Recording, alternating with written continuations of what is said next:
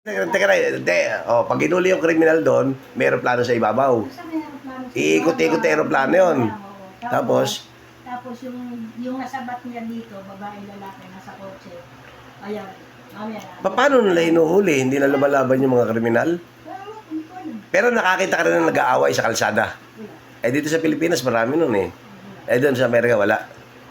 Walang nag-aaway. Ano yung mga kakaibang nakita mo rin sa Amerika na kumbaga Nakakala ko sa Pilipinas. yung mga nag-aano, yung mga Ano daw yun? ayun, halimbawa, yung kanto-kanto, may nangangalakal, may tagtakatambay.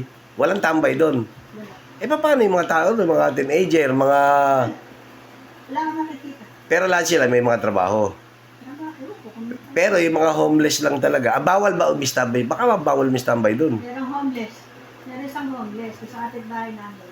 Si Obet. Obet pangalan. Homeless yun. Pilipino yun. Pilipino yun. Hindi siya homeless. Anak siya ng pulis. Pulis sa Amerika? Dito. Nakapulis dito. Ngayon, nung nagka-problema sa EDSA,